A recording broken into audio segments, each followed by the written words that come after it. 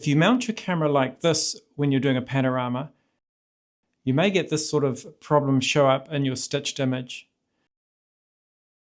So in this video, I'm going to show you how to properly calibrate a panorama head so you never have to deal with this sort of problem. So let's have a look at the modular panorama head that I'm using. I'm using a modular system by Really Right Stuff, which is about 15 years old now. And by today's standards, it's a bit heavy and bulky, but it still works well, so I persevere with it.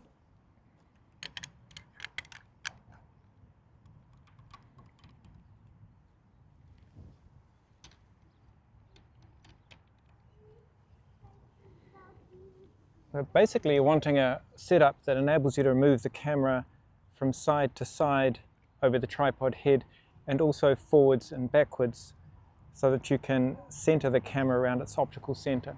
So I call this pivot point the optical center of the lens. However, the correct technical term is the entrance pupil. And most people refer to this as the nodal point, which is technically incorrect. I won't go into the optics in this video, so when I say the nodal point, I'm really meaning the entrance pupil. It's actually easier to show you in practice. I've got a panorama composition I want to photograph here. Let's try it first without the panorama head and see how it works out.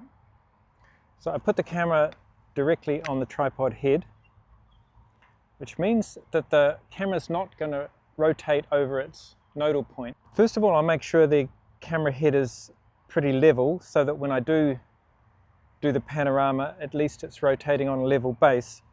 I've got a Really Right Stuff leveling head here, which has a little bubble level in it, which enables me to get the top level without having to adjust the legs. It's much faster.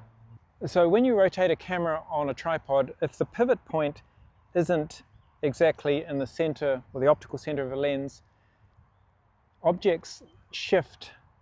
Objects that are near and far shift relative to each other. This is called parallax. So let's set up this camera for perfect panoramas. I'm going to put on the panorama head. So this is a 35 to 150 zoom lens, and you need to set the nodal point differently for the different zoom levels. So typically I would calibrate a lens like this to maybe 35, 50 millimeter, 85, and then perhaps 150. And I have some white tape on the panorama head, and I just use a black felt marker pen to mark each focal length where they sit on the pano head so that I can adjust it for each focal length or kind of guess for in-between bits as well.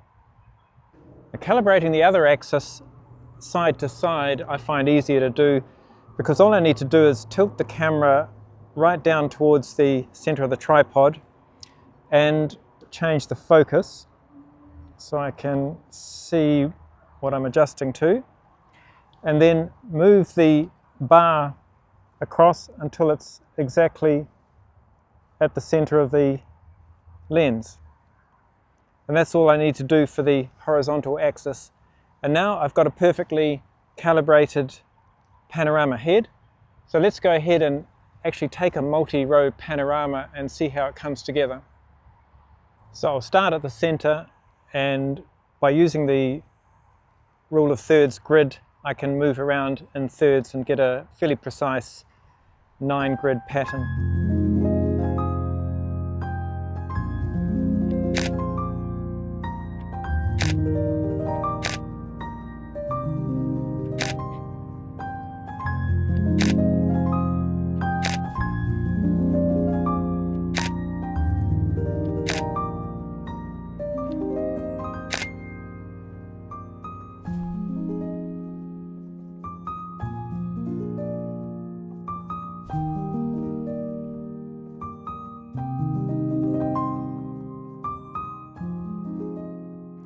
So a few points to finish up with. You really only need a panorama head like this if you're photographing quite close to a subject like this. This might be if you're doing architecture or if you're close to objects in the landscape. The majority of time when I head out on expedition or photo expedition, I don't even take a panorama head with me. If you're far enough away from your subject, you won't pick up any parallax error. In fact, drones certainly don't rotate around the optical center of the lens, but I've never had any issues stitching together panoramas from drones. If you're only taking mainly single row panoramas, you can get away with taking just a single bar like this, and that will do you for single row panoramas if you absolutely need something much lighter to carry, just that. And even if you're just hand holding the camera, just knowing about the nodal point, you know, can alter the way you end up rotating your camera. So not like this, but more like this.